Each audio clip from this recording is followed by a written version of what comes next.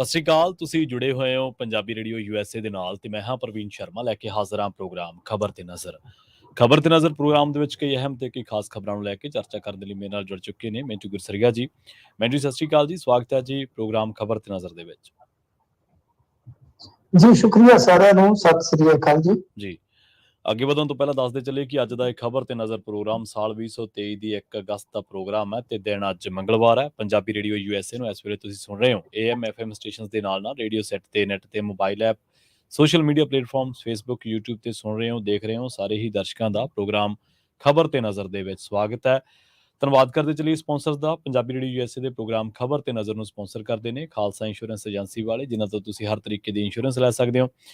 Insurance ਬਾਰੇ ਪਤਾ ਕਰਨ ਦੇ ਲਈ ਇਹਨਾਂ ਦਾ ਨੰਬਰ ਹੈ 408-272-2500। ਇਹ ਪਿਛਲੇ 32 ਸਾਲਾਂ ਤੋਂ ਇੰਸ਼ੋਰੈਂਸ ਦੇ ਵਿੱਚ ਸ਼ਾਨਦਾਰ ਸੇਵਾਵਾਂ ਦੇ ਰਹੇ ਨੇ ਅਤੇ ਅਮਰੀਕਾ ਭਰ ਦੇ ਵਿੱਚ ਇੰਸ਼ੋਰੈਂਸ ਦਿੰਦੇ ਨੇ।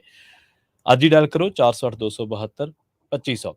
ਟਰਕੀਅਨ ਇਮੀਗ੍ਰੇਸ਼ਨ ਲਾ ਫਰਮ ਵਾਲੇ ਜੇ ਟਰਕੀਅਨ ਅਟਾਰਨੀ ਟਰਕੀਅਨ ਦੇ ਨਾਲ ਤੁਸੀਂ US ਇਮੀਗ੍ਰੇਸ਼ਨ ਬਾਬਤ ਕੋਈ ਵੀ ਸਲਾਹ ਕਰਨੀ, ਕੋਈ ਵੀ ਸਵਾਲ ਪੁੱਛਣਾ ਤੇ ਇਹਨਾਂ ਦਾ ਨੰਬਰ ਹੈ 415-909-0503। ਜੇਕੇ ਤਰੋਟਾ Yuba City, Baljinder Singh Nijjar Woodland, Paramjit Kaur Rangi Vacaville, Harnek Singh Pawla Indian ਕੰਜ਼ੀ ਰੈਂਟਨ, ਜੀਐਨ ਲੂਬ ਵਾਲੇ ਟਰੱਕ ਵਾਸ਼ ਕਰਦੇ ਨੇ, ਆਇਲ ਚੇਂਜ ਕਰਦੇ ਨੇ, 에ਅਰ ਬ੍ਰੇਕਾਂ ਦਾ ਕੰਮ ਤਸੱਲੀ ਬਖਸ਼ ਕਰਵਾ ਸਕਦੇ। ਨਵੇਂ ਪੁਰਾਣੇ ਟਾਇਰ ਵੀ ਇਹਨਾਂ ਤੋਂ ਮਿਲਦੇ ਨੇ। ਲੋਕੇਸ਼ਨ ਹੈ ਸੈਂਤਾ ਨੇਲਾ ਦੀ ਨੀਮਾ ਸੋਤਾ ਦੇ ਨਾਲ ਗੱਲ ਕੀਤੀ ਜਾ ਸਕਦੀ ਹੈ 209-277-0113 ਤੇ ਬੂਟਾ ਸਿੰਘ ਰਾਣੀਪੁਰ ਫਰੈਜ਼ਨੋ ਤੋਂ। ਇਹਨਾਂ ਸਾਰੇ ਹੀ ਸਪਾਂਸਰ ਦਾ ਬਹੁਤ ਬਹੁਤ ਧੰਨਵਾਦ। ਤੇ ਜੇਕਰ ਤੁਸੀਂ ਵੀ ਪੰਜਾਬੀ ਰੇਡੀਓ USA ਦੇ ਇਹਨਾਂ ਪ੍ਰੋਗਰਾਮਾਂ ਨੂੰ ਸਪਾਂਸਰ ਕਰਨਾ ਚਾਹੁੰਦੇ ਹੋ ਤਾਂ ਸਟੂਡੀਓ ਦਾ ਨੰਬਰ ਹੈ 408-272-5200। ਮੈਨੂੰ ਜੀ ਖਬਰਾਂ ਦੇ ਵੱਲ ਆਈਏ ਤੇ ਸ਼ੁਰੂਆਤ ਕਰੀਏ ਹਰਿਆਣਾ ਤੋਂ। ਹਰਿਆਣਾ ਹਿੰਸਾ ਦੇ ਵਲੇਟੇ ਦੇ ਵਿੱਚ ਹੈ ਜੀ। ਕਈ ਥਾਈਂ ਹਿੰਸਕ ਝੜਪਾਂ ਹੋਈਆਂ ਨੇ। ਕੀ ਨੇ ਤਾਜ਼ਾ ਹਾਲਾਤ? कहते ना कि बागबा ने ये अनोखा सितम ईजाद किया। बागबा ने ये, बागबा होता जरा माली है जी, बागबा ने ये अनोखा सितम ईजाद किया। आशियां फूक के पानी को बहुत याद किया। आशियां टिकाना क्या कह रहे हो, बगीचा जी। तो सारा फूक के फिर पानी को याद करना। ਤੇ ਇਹ ਲੋਕ ਵੀ ਕਿਸੇ ਦਿਨ ਤੁਸੀਂ ਦੇਖਿਓ ਪਾਣੀ ਨੂੰ ਯਾਦ ਕਰੋਗੇ। ਜਿਹੜੀ ਇਹਨਾਂ ਦੀ ਹਾਲਤ ਹੋਈ ਪਈ ਹੈ ਨਾ, ਇੱਕ ਦਿਨ ਖੁਦ ਹੀ ਜਿਹੜੀ ਅੱਗ ਲਾਈ ਆ ਇਹਨੂੰ ਇੱਕ ਦਿਨ ਬੁਝਾਉਣ ਵਾਸਤੇ ਪਾਣੀ ਨੂੰ ਯਾਦ ਕਰਨਗੇ। ਇਹ ਗੱਲ ਯਾਦ ਰੱਖਿਓ। ਹੁਣ ਜਿਹੜੀ ਉੱਥੇ ਘਟਨਾ ਘਟੀ ਹੈ, ਦੇਖੋ ਮੈਂ ਤੁਹਾਨੂੰ ਇੱਕ ਥੋੜਾ ਜਿਹਾ ਮੇਵਾਤ ਏਰੀਆ ਦਾ ਇੱਕ ਉਡਵਾ ਜਿਹਾ ਸੀਨ ਦੱਸ ਦੇਵਾਂ ਕਿ ਦਰਅਸਲ ਉਹ ਜਿਹੜਾ ਨੂਹ ਏਰੀਆ ਹੈ, ਉਸ ਜਿਵੇਂ ਆਪਣੇ ਇੱਥੇ ਪੰਜਾਬ 'ਚ ਸਿੱਖ ਬਹੁ ਗਿਣਤੀ 'ਚ, ਹਿੰਦੂ ਘੱਟ ਗਿਣਤੀ 'ਚ ਆ ਕੇ ਮੁਸਲਮਾਨ ਘੱਟ ਗਿਣਤੀ 'ਚ, ਉੱਥੇ ਇਦਾਂ ਦਾ ਇਲਾਕਾ ਹੈ ਕਿ ਮੁਸਲਮਾਨ ਬੇਸ਼ੱਕ ਹਰਿਆਣੇ 'ਚ ਘੱਟ ਗਿਣਤੀ 'ਚ, ਉੱਥੇ ਉਹ ਬਹੁ ਗਿਣਤੀ 'ਚ ਹੈ। ਜੀ ਜੀ। ਦੂਜੀ ਚੀਜ਼ ਕਿ ਅੱਜ ਇੱਕ ਵੱਖਰੀ ਰੀਤ ਬਣ ਗਈ ਆ। ਕੁਝ ਸਮਾਂ ਪਹਿਲਾਂ ਤੱਕ ਇਹ ਸਾਰਾ ਕੁਝ ਹੁੰਦਾ ਆਇਆ ਹੈ। ਇੱਥੋਂ ਜਲਾਭਿਸ਼ੇਕ ਯਾਤਰਾ ਜਿਹੜੀ ਆ ਉਹ ਲੰਘਦੀ ਰਹੀ ਆ ਤੇ ਮੁਸਲਮਾਨ ਉਹਦਾ ਇਸਤਕਬਾਲ ਕਰਦੇ ਰਹੇ ਨੇ, ਉਹ ਸਵਾਗਤ ਕਰਨ ਦੇ ਵਿੱਚ ਸ਼ਾਮਲ ਹੁੰਦੇ ਸੀਗੇ। ਇਹ ਪਰੰਪਰਾ ਦਹਾਕਿਆਂ ਤੋਂ ਉੱਥੇ ਚੱਲਦੀ ਰਹੀ ਆ ਜੀ। ਪਰ ਕਿਉਂਕਿ ਵੋਟਾਂ ਨੇ ਫਿਰ ਹੁਣ ਉੱਥੇ ਵੀ ਕੰਮ ਹੋ ਗਿਆ। ਸ਼ੁਰੂਆਤ ਹੋਈ ਆ ਇਹ ਜਦੋਂ ਯਾਤਰਾ ਲੰਘਣੀ ਸੀ, ਉਹ ਤੋਂ ਥੋੜਾ ਸਮਾਂ ਪਹਿਲਾਂ ਮੋਨੂ ਮਾਨੇਸਰ ਵਾਲੇ ਨੇ ਇੱਕ ਵੀਡੀਓ ਪਾਇਆ ਸੀ ਕਿ ਮੈਂ ਵੀ ਇਸ ਯਾਤਰਾ ਤੇ ਆ ਰਿਹਾ ਹਾਂ। ਮੋਨੂ ਮਾਨੇਸਰ ਉਹ ਹੈ ਜਿਹੜਾ ਆਪਣੇ ਪੱਧਰ ਤੇ ਕਹਿ ਲਓ ਕਿ ਇੱਕ ਦਸਤਾ ਲਈ ਫਿਰਦਾ ਹੈ। ਗੁੰਡੇ ਕਹਿ ਲਓ ਜਾਂ ਧਰਮ ਦੇ ਅਖੌਤੀ ਰਾਖੇ ਕਹਿ ਲਓ ਕਿ ਉਹ ਬੰਦੂਕਾਂ ਚੱਕੀ ਫਿਰਦੇ ਆ, ਰੀਲਾਂ ਪਾਉਂਦੇ ਆ ਤੇ ਇਹਦੇ ਨਾਮ ਲੱਗਦੇ ਨੇ 2 ਵੱਡੇ ਕਤਲ ਜਿਹੜੇ ਮੁੰਡੇ ਸਾੜ ਕੇ ਮਾਰੇ ਸਨ ਮੁਸਲਮਾਨਾਂ ਦੇ। ਇਸ ਵੀਡੀਓ ਦੇ ਆਉਣ ਤੋਂ ਬਾਅਦ ਫਿਰ ਦੂਸਰੇ ਪਾਸੋਂ ਇੱਕ ਤਰ੍ਹਾਂ ਨਾਲ ਕਹਿ ਲਓ ਕਿ ਜਵਾਬੀ ਵੀਡੀਓ ਵੀ ਆਈਆਂ। ਫਿਰ ਉੱਥੇ ਲਾਮਬੰਦੀ ਵੀ ਹੋਈ। ਕਹਾਣੀ ਇੱਥੋਂ ਤੁਰੀ ਹੈ। ਦਰਅਸਲ ਇਹ ਆਪਾਂ ਨੂੰ ਵੀ ਪਤਾ ਹੈ ਕਿ ਗਲਤ ਹੈ। ਕੋਈ ਧਾਰਮਿਕ ਯਾਤਰਾ ਜੇ ਆ ਰਹੀ ਸੀ, ਜਿਸ ਤਰ੍ਹਾਂ ਅੱਗੇ ਵੀ ਹੁੰਦਾ ਸੀ ਕਿ ਚਲੋ ਸਿਆਣੇ ਬੰਦੇ ਪੈਂਦੇ ਵਰਜਦੇ ਸਾਰਾ ਕੁਝ ਹੁੰਦਾ, ਪਰ ਪਤਾ ਨਹੀਂ ਕਿਉਂ ਹੋ ਸਕਦਾ ਹੈ ਬਾਹਰੋਂ ਕਿਸੇ ਨੇ ਆ ਕੇ ਸ਼ਰਾਰਤ ਕਰ ਦਿੱਤੀ ਹੋਵੇ ਤਾਂ ਉੱਥੇ ਪੱਥਰਬਾਜ਼ੀ ਦੀ ਘਟਨਾ ਹੋਈ ਤੇ ਉਸ ਤੋਂ ਬਾਅਦ ਫਿਰ ਅੱਗ ਜਿਹੜੀ ਫੈਲਦੀ ਹੈ ਨਾ, ਉਹ ਬਹੁਤ ਗਾਹਾਂ ਤੱਕ ਚਲੇ ਗਈ ਆ। ਹੁਣ ਤੱਕ ਅੱਧੀ ਦਰਜਨ ਮੌਤਾਂ ਹੋ ਚੁੱਕੀਆਂ, 44 FIR ਦਰਜ ਕਰੀਆਂ ਗਈਆਂ ਨੇ 70 ਬੰਦੇ ਜਿਹੜੇ ਡਿਟੇਨ ਕੀਤੇ ਗਏ ਨੇ, ਗਾਂ ਗ੍ਰਿਫਤਾਰੀਆਂ ਜਿਹੜੀਆਂ ਉਹ ਪਤਾ ਨਹੀਂ ਹੁਣ ਕਿੰਨੀਆਂ ਹੋਊਗੀਆਂ। ਹੁਣ ਇਹਦੇ ਵਿੱਚ ਜੇ ਆਪਾਂ ਦੇਖੀਏ ਤਾਂ ਸਾਫ਼ ਹੈ, ਸਪਸ਼ਟ ਹੈ ਕਿ ਪਿਛਲੇ ਕੁਝ ਸਮੇਂ ਤੋਂ ਜਿਸ ਤਰ੍ਹਾਂ ਇਹ ਧਾਰਮਿਕ ਯਾਤਰਾਵਾਂ ਅੱਗੇ ਲੰਘਦੀਆਂ ਸੀ, ਇਹ ਤੋਂ ਹਟਵਾਂ ਕਾਰਜ ਕੀਤਾ ਜਾਂਦਾ ਹੈ ਕਿ ਜਿੱਦਾਂ ਚੜਾਉਣ ਵਾਲਾ ਕੰਮ ਹੁੰਦਾ ਹੈ। ਮਸਲਨ ਕਿਤੇ ਰਸਤੇ 'ਚ ਮਸਜਿਦ ਹੈ ਤਾਂ ਉੱਥੇ ਡੀਜੇ ਖੜ ਕੇ ਵਜਾਇਆ ਜਾਂਦਾ ਤੇ ਇੱਕ ਉਕਸਾਊ ਨਾਅਰੇਬਾਜ਼ੀ ਵੀ ਹੁੰਦੀ ਹੈ ਕਈ ਵਾਰ ਜੀ। ਇਹ ਟ੍ਰੈਂਡ ਕੁਝ ਸਮੇਂ ਤੋਂ ਬਹੁਤ ਜ਼ਿਆਦਾ ਪ੍ਰਚਲਿਤ ਹੈ, ਖਾਸ ਤੌਰ ਤੇ ਬਿਹਾਰ ਇਤਿਹਾਸਕ ਸੂਬਿਆਂ ਦੇ ਵਿੱਚ, ਯੂਪੀ ਤਾਂ ਹੈ ਹੀ ਹੈ, ਤਾਂ ਹੁਣ ਇਹ ਹਰਿਆਣੇ 'ਚ ਵੀ ਆ ਵੜਿਆ। ਹਰਿਆਣੇ 'ਚ ਅੱਛਾ ਹੁਣ ਹੋਣਾ ਕੀ ਹੈ ਇਹ ਤੁਹਾਨੂੰ ਮੈਂ ਦੱਸ ਦਿੰਦਾ ਕਿ ਪਹਿਲਾਂ ਇਹ ਹੈ ਕਿ ਹਿੰਦੂ ਭਾਈਚਾਰੇ ਦੀ ਧਾਰਮਿਕ ਯਾਤਰਾ ਤੇ ਹਮਲੇ ਦੀ ਖਬਰ, ਫਿਰ ਉਸ ਤੋਂ ਬਾਅਦ ਲੋਕਾਂ ਦਾ ਗੁੱਸਾ, ਉਹ ਹੁਣ ਦੂਜੇ ਜਿਹੜੇ ਵਿਚਾਰੇ ਬਦੋਸ਼ੀ ਆ ਉਸ ਭਾਈਚਾਰੇ ਨਾਲ ਸੰਬੰਧਿਤ, ਜਿਹਨੂੰ ਆਪਾਂ ਮੁਸਲਮ ਘੱਟ ਗਿਣਤੀ ਕਹਿੰਦੇ ਆ, ਉਹਨਾਂ ਦੇ ਰੋਜ਼ਗਾਰਾਂ ਨੂੰ ਪੈ ਜਾਣਗੇ, ਘਰ ਸਾੜੇ ਜਾਣਗੇ, ਬੇਦੋਸ਼ੀ ਜਿਹੜੇ ਟਾਰਗੇਟ ਕੀਤੇ ਜਾਣਗੇ। ਦਿੱਲੀ ਵਾਲਾ ਜਿਹੜਾ ਤੁਸੀਂ ਅੱਗੇ ਦੇਖਿਆ ਸੀ ਉਹ ਹਾਲ ਹੋ ਜਾਏਗਾ ਜੀ। ਅੱਛਾ ਗੱਲ ਕੀ ਹੈ ਕਿ ਉਸ ਤੋਂ ਬਾਅਦ ਫਿਰ ਜਿਹੜਾ ਬਚਿਆ ਕੁਚਿਆ ਕੰਮ ਹੈ ਬਲਡੋਜ਼ਰ ਲੈ ਆਉਣਗੇ। ਇਹ ਮੇਰੀ ਗੱਲਾਂ ਇੱਥੇ ਲਿਖ ਕੇ ਰੱਖ ਲਿਓ, ਇਹੀ ਸਾਰਾ ਕੁਝ ਹੁੰਦਾ ਜੀ। ਇਹ ਬਲਡੋਜ਼ਰ ਲੈ ਆਉਣਗੇ, ਕੁਝ ਬੰਦਿਆਂ ਦੇ ਹੋ ਸਕਦਾ ਘਰ ਢਾਹ ਦੇਣ, ਪਹਿਲਾਂ ਕਹਿਣਗੇ ਕਿ ਖੁੱਲ ਕੇ ਕੁੱਟ ਲਓ, ਫਿਰ ਉਸ ਤੋਂ ਬਾਅਦ ਘਰ ਢਾਹ ਲੈਣਗੇ। ਬਾਕੀ ਜਿਨ੍ਹਾਂ ਨੇ ਹਮਲਾ ਕੀਤਾ ਉਹ ਵੀ ਸਾਊ ਨਹੀਂ ਹੈਗਾ, ਚਾਹੇ ਉਹ ਸਾਜ਼ਿਸ਼ੀ ਲੋਕ ਸੀ, ਚਾਹੇ ਇਹਨਾਂ ਦੇ ਭਾਈਚਾਰੇ ਚ ਹੀ ਸੀਗੇ ਮੁਸਲਮਾਨਾਂ ਦੇ, ਉਹ ਨਹੀਂ ਸੀ ਹੋਣਾ ਚਾਹੀਦਾ ਜੀ। ਤਾਂ ਗੱਲ ਇਹ ਆ ਕਿ ਉੱਥੇ 7 ਘੰਟੇ 3000 ਦੇ ਕਰੀਬ ਬੰਦੇ ਬੁੜੀਆਂ ਮੰਦਿਰ ਚ ਬੰਦੀ ਵੀ ਰਹੇ ਨੇ।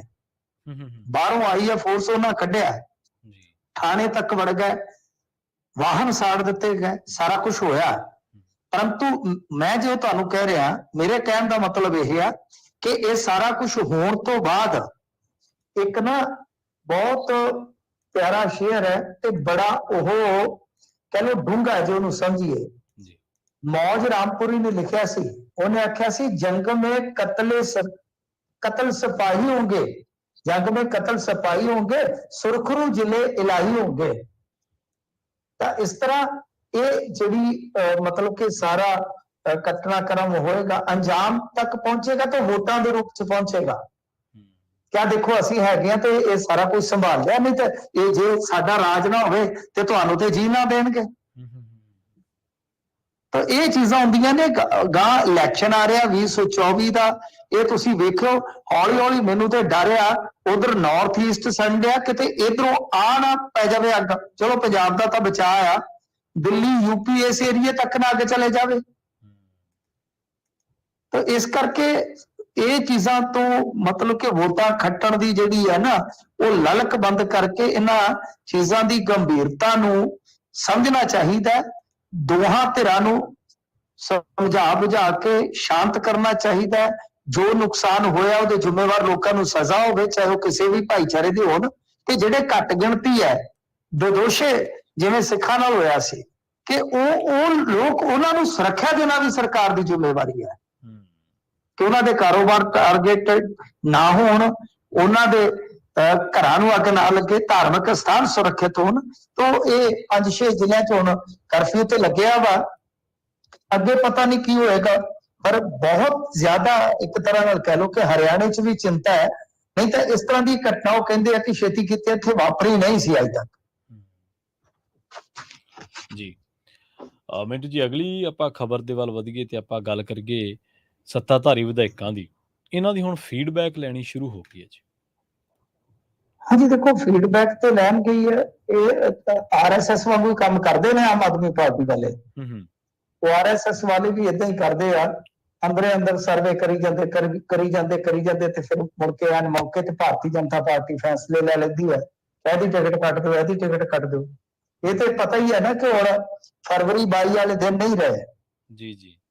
ਹੁਣ ਉਹ ਦਿਨ ਨਾ ਰਹੇ। ਇਹ ਤੇ ਸਾਫ਼ ਹੈ, ਸਪਸ਼ਟ ਹੈ।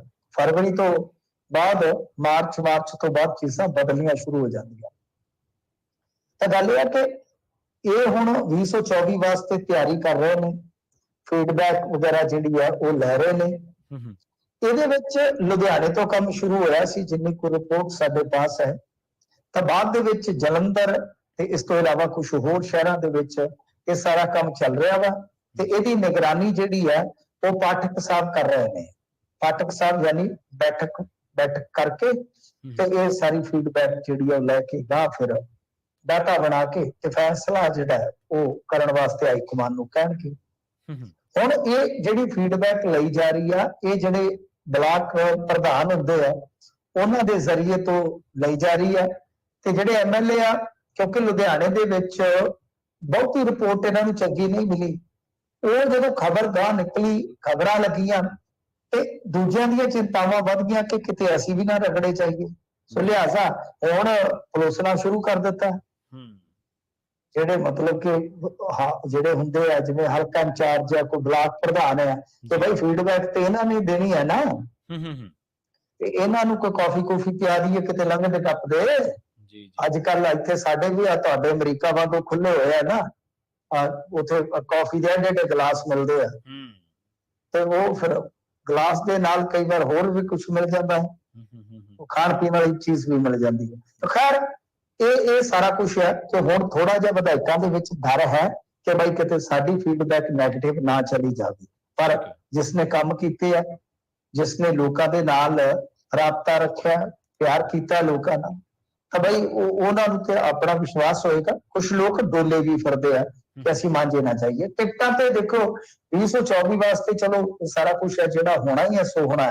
ਇਹ ਗੱਲ ਪੱਕੀ ਹੈ ਕਿ 2027 ਦੇ ਵਿੱਚ ਜਦੋਂ ਆਮ ਆਦਮੀ ਪਾਰਟੀ ਇਲੈਕਸ਼ਨ 'ਚ ਉਤਰੇਗੀ ਜਾਂ ਨਿਤਰੇਗੀ ਤਾਂ ਬਹੁਤ ਫੇਰਬਦਲ ਹੋਏਗਾ ਟਿਕਟਾਂ ਦੇ ਮਾਮਲੇ 'ਚ। ਜੀ।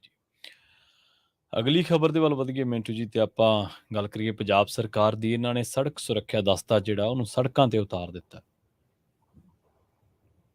ਇਹ ਜ਼ਰੂਰੀ ਵੀ ਹੈ ਜੀ। ਦੇਖੋ ਸਾਡੇ ਇੱਥੇ ਐਵਰੇਜ ਇੱਕ ਦਿਨ ਦੇ ਵਿੱਚ 14-15 ਬੰਦੇ ਜਿਹੜੇ ਆ ਉਹ ਮਰ ਜਾਂਦੇ ਨੇ ਸੜਕ ਹਾਦਸਿਆਂ 'ਚ। ਇਹ ਸਿਰਫ ਉਹ ਹੈ ਜਿਹੜੇ ਔਨ ਰਿਕਾਰਡ ਆ ਜਾਂਦੇ ਆ, ਬਾਕੀ ਪਤਾ ਨਹੀਂ ਕੀ ਹਿਸਾਬ ਕਿਤਾਬ ਹੋਏਗਾ। ਹੁਣ ਇਹਨਾਂ ਨੇ ਇਹ ਸਕੀਮ ਲਿਆਂਦੀ ਹੈ ਕਿ ਇੱਕ ਇਸ ਤਰ੍ਹਾਂ ਦਾ ਦਸਤਾ ਤਿਆਰ ਕਰ ਦਈਏ ਜੋ ਸਿਰਫ ਸੜਕੀ ਆਵਾਜਾਈ ਨੂੰ ਵੇਖੇ, ਕੰਟਰੋਲ ਕਰੇ ਤੇ ਉਹਦੇ ਵਾਸਤੇ ਉਹਨਾਂ ਨੂੰ ਪੂਰੀਆਂ ਹਾਈਟੈਕ ਚੀਜ਼ਾਂ ਜਿਹੜੀਆਂ ਉਹ ਦਿੱਤੀਆਂ ਜਾਣ, ਗੱਡੀਆਂ ਗੁੱਡੀਆਂ ਵਗੈਰਾ। ਅੱਜ ਸੀਐਮ ਨੇ 129 ਗੱਡੀਆਂ ਨੂੰ ਹਰੀ ਝੰਡੀ ਦੇ ਦਿੱਤੀ ਹੈ, ਕਿਉਂਕਿ ਹਰੀ ਝੰਡੀ ਦੇਣ 'ਚ ਤਾਂ ਤੁਹਾਨੂੰ ਪਤਾ ਹੀ ਹੈ, ਤਾਂ ਕੋਲੇ ਵਾਲੀ ਗੱਡੀ ਇੱਥੇ ਪਹੁੰਚੀ ਸੀ ਤੇ ਉਹਨੂੰ ਵੀ ਹਰੀ ਝੰਡੀ ਦੇਈ ਜਾਂਦੇ ਸੀ। ਮੈਂ ਕਿਹਾ ਹੁਣ ਗਾਂ ਪਾਕਿਸਤਾਨ 'ਚ ਵਾੜਨੀ ਆ ਤੇ ਉਹ ਤਾਂ ਉੱਥੋਂ ਹਰੀ ਝੰਡੀ ਦੇ ਰਹੀ ਸੀ ਕਿ ਇੱਥੇ ਤੇ ਲਾਲ ਦਿੱਤੀ ਜਾ ਸਕਦੀ, ਵੀ ਰੁਕ ਜਾਓ ਕੋਲਾ ਲਾਉਣਾ ਜੀ। ਖੈਰ ਝੰਡੀ ਦੇ ਦਿੱਤੀ ਇਹਨਾਂ ਨੇ, ਕੰਮ ਚੰਗਾ ਹੁੰਦਾ, ਇਹ ਵਧੀਆ ਗੱਲ ਹੈ ਕਿਉਂਕਿ ਇਹਨਾਂ ਦਾ ਕੰਮ ਸਿਰਫ ਇਹੀ ਚੀਜ਼ਾਂ ਵੇਖਣੀਆਂ ਹੋਣਗੀਆਂ ਜੋ ਦੇਖੋ ਮੁੱਢਲੇ ਤੌਰ ਤੇ ਹੈ। ਕੋਈ ਵੀ ਸਕੀਮ ਆਉਂਦੀ ਹੁੰਦੀ ਹੈ ਸਾਰੀ ਦੀ ਸਾਰੀ ਤੇ ਆਪਣੇ ਕੋਲ ਇਨਫੋਰਮੇਸ਼ਨ ਨਹੀਂ ਹੁੰਦੀ। ਜਿੰਨਾ ਵੀ ਹੈ ਕਿ ਹਾਈਟੈਕ ਨਾਕੇ ਬਣਾ ਦਿੱਤੇ ਜਾਣਗੇ ਜਿਹਦੇ ਵਿੱਚੋਂ ਗੱਡੀਆਂ ਜੇ ਗੁਜ਼ਰਦੀਆਂ ਨੇ ਕੱਲ ਨੂੰ ਤਾਂ ਉਹ ਸਕੈਨਰ ਦੇ ਨਾਲ ਨੰਬਰ ਸਕੈਨ ਹੋਣਗੇ। ਉਹਦੇ 'ਚ ਇਹ ਫਾਇਦਾ ਕਿ ਕੋਈ ਗੱਡੀ ਗੁੱਡੀ ਭਜਾ ਕੇ ਲਈ ਜਾਂਦਾ ਹੈ 2 ਨੰਬਰ 'ਚ। ਅੱਜ ਕੱਲ ਹਾਈ ਸਿਕਿਉਰਿਟੀ ਨੰਬਰਾਂ ਪਲੇਟਾਂ ਦੇ ਦਿੱਤੀਆਂ ਨੇ, ਨੰਬਰ ਵਾਲੀਆਂ ਪਲੇਟਾਂ। ਜੀ। ਤੇ ਇੰਡੀਆ 'ਚ ਵੀ ਬਹੁਤ ਕੁਝ ਬਦਲ ਰਿਹਾ। 5-10 ਸਾਲ ਤੁਸੀਂ ਖੜੋ ਜਾਓ ਉੱਥੇ, ਬਿਲਕੁਲ ਹੋ ਜਾਏਗਾ ਬਦਲ, ਸਭ ਕੁਝ ਬਦਲ ਜਾਏਗਾ। ਤਾਂ ਗੱਲ ਇਹ ਹੈ ਕਿ ਉਹ ਹਾਈ ਸਿਕਿਉਰਿਟੀ ਨੰਬਰ ਪਲੇਟਾਂ ਟੁੱਟਦੀਆਂ ਨਹੀਂ ਛੇਤੀ, ਉਹਨਾਂ ਦੇ ਵਿੱਚ ਕੋਈ ਹੁੰਦਾ ਬਾਰਕੋਡ ਜਿਹਾ ਲੱਗਾ, ਉਹਦੇ ਤੋਂ ਸਕੈਨ ਹੋ ਜਾਂਦੀ ਹੈ ਨੰਬਰ ਪਲੇਟ। ਤਾਂ ਖੈਰ ਇਹ ਸਾਰਾ ਕੁਝ ਕਰਨ ਦੀ ਇਹਨਾਂ ਦੀ ਯੋਜਨਾ ਹੈ ਕਿ ਓਵਰ ਸਪੀਡ ਕੋਈ ਜਾ ਰਿਹਾ ਹੈ ਜਾਂ ਕੋਈ ਐਕਸੀਡੈਂਟ ਹੋਇਆ ਤਾਂ ਫੌਰੀ ਮਤਲਬ ਕਿ ਰਿਸਪੌਂਡ ਕੀਤਾ ਜਾਵੇ। ਤਾਂ ਇਹ ਇਹਨਾਂ ਨੇ ਚੰਗਾ ਕਦਮ ਚੁੱਕਿਆ ਮੈਂ ਤਾਂ ਕਹੂੰਗਾ। ਪਰ ਮਸਲਾ ਇਹ ਹੈ ਕਿ ਇੱਥੇ ਬਹੁਤ ਸਾਰੇ ਪੁਲਿਸ ਅਧਿਕਾਰੀ ਜਾਂ ਅਫਸਰ ਇਸ ਤਰ੍ਹਾਂ ਦੇ ਹੈਗੇ ਆ ਜਿਹੜੇ ਉਹ ਛੱਡ ਕੇ ਨੌਕਰੀਆਂ VRS ਲੈ ਕੇ ਤੁਰੇ ਜਾਂਦੇ ਆ, ਕੁਝ ਰਿਟਾਇਰ ਹੋਈ ਜਾਂਦੇ ਆ। ਆ ਜਿਹੜੇ 90-92 ਚ ਭਰਤੀ ਹੋਏ ਆ ਬਹੁਤ ਜਲਦੀ ਉਹਨਾਂ ਦੀਆਂ ਰਿਟਾਇਰਮੈਂਟ ਆਉਣ ਵਾਲੀਆਂ। ਉਹਨੇ ਭਰਤੀ ਵੀ ਕਰੋ, ਭਰਤੀ ਤੇ ਤੁਸੀਂ ਬੰਦਾ ਸਾਰਾ 2200 ਕਰਦੇ ਹੋ। ਆ ਵੀ ਦਸਤਾ ਬਣਾ ਦਿੱਤਾ, ਆ ਵੀ ਦਸਤਾ ਬਣਾ ਦਿੱਤਾ ਤੇ ਕਿਤੇ ਜਨਤਾ ਦਾ ਖਸਤਾ ਹਾਲ ਨਾ ਹੋ ਜਾਵੇ। ਜਿੱਥੇ ਕੋਈ 4 ਲੱਖ ਦੀ ਆਬਾਦੀ ਹੁੰਦੀ ਹੈ ਉੱਥੇ ਥਾਣੇ 'ਚ ਕਈ ਵਾਰ 30 ਮੁਲਾਜ਼ਮ ਹੁੰਦੇ ਨੇ, ਬਾਕੀ ਕਿੱਥੇ ਨੇ? ਬਾਕੀ ਆ ਫਲਾਣੇ ਸਾਧ ਨਾਲ ਗਏ ਨੇ 5, ਦੂਜੇ ਆ ਫਲਾਣਾ ਲੀਡਰ 15 ਉਹਦੇ ਨਾਲ ਨੇ, ਦੂਜੇ ਕਿੱਥੇ? ਉਹ ਜੀ ਇੱਥੇ ਆ PCR 'ਚ ਫਲਾਣੀ ਥਾਂ ਤੇ। 30 ਬੰਦੇ ਕੀ ਕਰਨਗੇ? ਥਾਣੇ ਦੀ ਲਿਖਾ ਪੱਤਰੀ ਵੀ ਕਰਨੀ ਆ, ਪੈਰਾ ਵੀ ਦੇਣਾ, ਕੁਰਸੀ ਤੇ ਵੀ ਬੈਠਣਾ, ਵਾਇਰਲੈਸ ਤੇ ਵੀ ਬੈਠਣਾ। तो इस करके इधरों भी ध्यान रखियो, अग्गा दौड़ पिछा चौड़ ना करी जाओ जी। उसकी भर्ती डटवी करो, रोजगार मिलेगा। एक तो बच्चों ਨੂੰ ਆ ਜਿਹੜਾ ਤੁਸੀਂ ਨਵਾਂ ਹੀ ਕੰਮ ਫੜਿਆ ਕਿ 2200 ਭਰਤੀ, ਬਸ ਉਹ ਤੁਸੀਂ ਇੱਕ ਕੈਪ ਲਾ ਦਿੱਤੀ ਹੈ। ਜੀ ਜੀ, ਇਸ ਚੀਜ਼ ਨੂੰ ਧਿਆਨ ਚ ਰੱਖੋ। ਪਤਾ ਨਹੀਂ ਸਲਾਹ ਕਿਹਦੇ ਤੋਂ ਲੈਂਦੇ ਆ, ਸਲਾਹ ਦੇਣ ਵਾਲਾ ਪਤਾ ਨਹੀਂ ਕੌਣ ਹੈ। ਸੁਖਬੀਰ ਬਾਦਲ ਦੀ ਹੋਲੀ ਵਾਲੀ ਫੋਟੋ 4-5 ਸਾਲ ਚੱਕ ਕੇ ਪੁਰਾਣੀ ਪਾ ਦਿੱਤੀ ਤੇ ਥੱਲੇ ਜੋ ਦਿਸ਼ਾਂਦੇ ਮਿਲ ਡਏ ਜਾ ਕੇ ਵੇਖ ਲਿਓ ਤੇ ਦੁਆ ਬੁਲੇਟਿਨ ਖਤਮ ਹੋ ਗਿਆ, ਆਪਣਾ ਪ੍ਰੋਗਰਾਮ ਖਤਮ ਹੋ ਗਿਆ। ਬਿਲਕੁਲ ਸਹੀ ਹੈ। ਪੱਤਰਕਾਰਾਂ ਦੇ ਵਿੱਚ ਵੀ ਕਹਿੰਦੇ ਤਲਵਾਰਾਂ ਚੱਲ ਗਈਆਂ ਮਿੰਟੂ ਜੀ। ਕਲਮ ਇਹਨਾਂ ਦੀ ਤਲਵਾਰ ਆਂਦੀ ਹੁੰਦੀ ਆ। ਆਹੋ ਕਲਮ ਚੱਲੇ ਤੇ ਚੱਲੇ, ਤਲਵਾਰਾਂ ਸਿੱਧੀਆਂ ਚੱਲਣੀਆਂ ਤਾਂ ਫਿਰ ਗਲਤੀ ਹੋ ਗਿਆ ਕੰਮ। ਆਹੋ ਇਹ ਵੀ ਹੁਣ ਥੋੜੇ ਜਿਹੀ ਗੱਲ ਉਹੀ ਹੈ ਨਾ ਕਿ ਕਲਮ ਜਿਹੜੀ ਹੈ ਤਲਵਾਰ ਆ, ਤੇ ਤਲਵਾਰ ਕੱਲਾ ਹੁਣ ਲਿਖਦੀ ਥੋੜੀ ਹੈ, ਪੱਤਰਕਾਰ ਵੀ ਗਾਂਹ ਪਹੁੰਚ ਗਏ ਆ।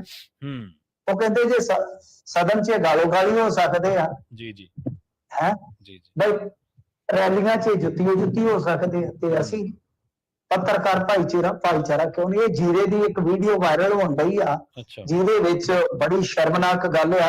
ਹੁਣ ਵੈਸੇ ਇੱਥੇ ਪੱਤਰਕਾਰ ਦੀ ਪਰਿਭਾਸ਼ਾ ਵੀ ਕੀ ਦਿਓਗੇ? ਹੁਣ ਸਾਰੇ ਮੇਰੇ ਵਰਗੇ ਵੀ ਪੱਤਰਕਾਰ ਬਣੇ ਪਏ ਨੇ ਜੀ, ਘਰ ਘਰ ਤੇ ਪੱਤਰਕਾਰ ਆ ਜੀ ਜੀ।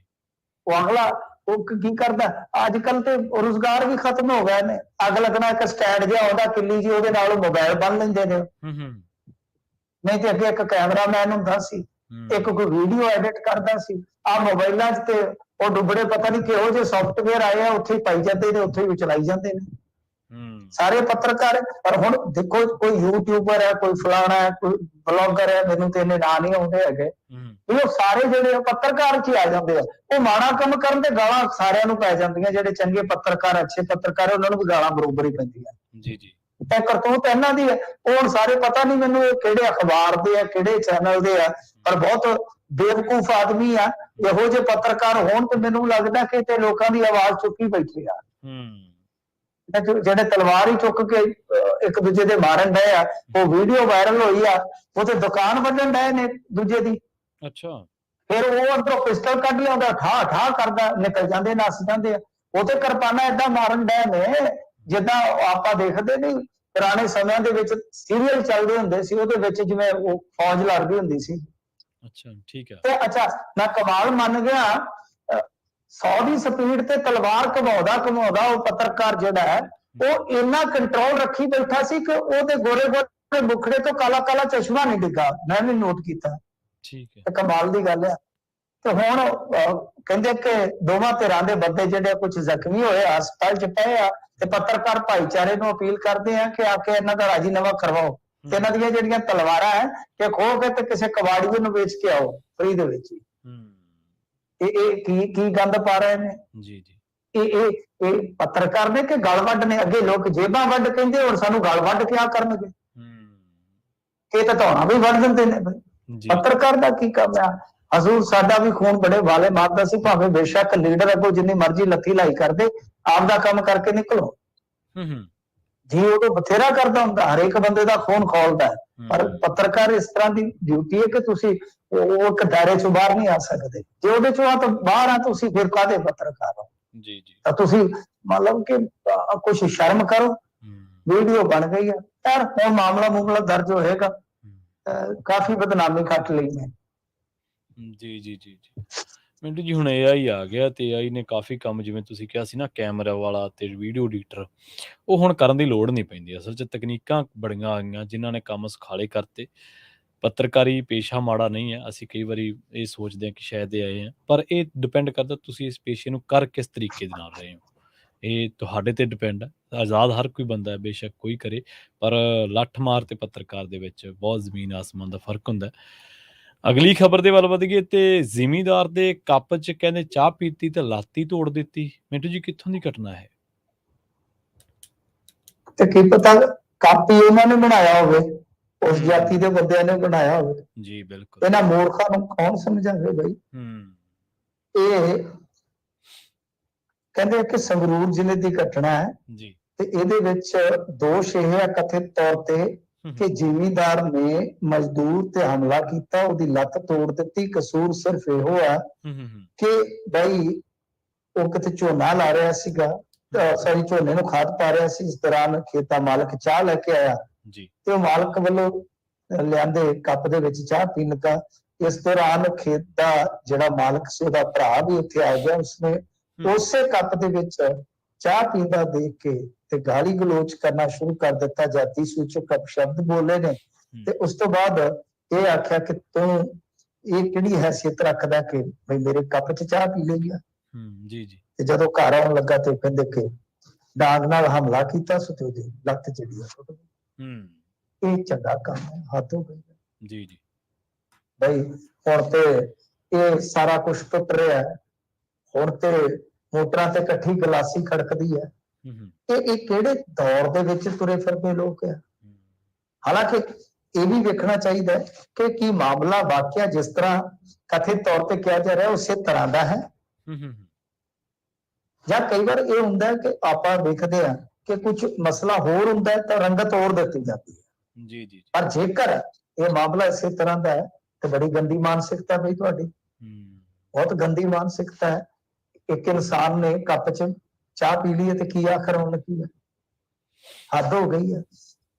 ਕੱਪ ਨਾਲੋਂ ਵੀ ਬੰਦਾ ਸਸਤਾ ਹੈ। ਜੀ ਜੀ ਤੇ ਗੱਲ ਇਹ ਹੈ ਕਿ ਜਿਹੜਾ ਉਹ ਅਨਾਜ ਪੈਦਾ ਕਰਦਾ ਉਹ ਅਨਾਜ ਨਾ ਖਾਇਆ ਕਰੋ, ਫਿਰ ਆਪਦੇ ਜਵਾਕਾਂ ਨੂੰ ਵੀ ਨਾ ਖਵਾਇਆ ਕਰੋ। ਹਾਂਜੀ ਖਾਦਾਂ ਉਹ ਪਾਉਣ, ਸਪਰੇਆਂ ਉਹ ਪਾਉਣ, ਝੋਨਾ ਉਹ ਲਾਉਣ। ਸ਼ਰਮ ਆਉਣੀ ਚਾਹੀਦੀ ਆ ਇਸ ਤਰ੍ਹਾਂ ਦੀ ਮਾਨਸਿਕਤਾ ਨੂੰ। ਪਰ ਕੀ ਕਰੀਏ, ਬੇਸ਼ਰਮੀ ਜਿਹੜੀ ਆ ਉਹ ਇਹਨਾਂ ਨੇ ਪੂਰੀ ਪੇਟੈਂਟ ਕਰਵਾ ਕੇ ਮਲ ਰੱਖੀ ਆ ਕੁਝ ਬੰਦਿਆਂ ਨੇ। ਜੀ ਜੀ ਤੇ ਮਿੰਟੂ ਜੀ, ਜਾਂਦੇ ਜਾਂਦੇ ਗੱਲ ਕਰੀਏ ਵਿਰਾਸਤੀ ਫਰਨੀਚਰ ਦੀ, ਇਹਦੀ ਨਿਲਾਮੀ ਫੇਰ ਹੋਈ ਹੈ ਜੀ।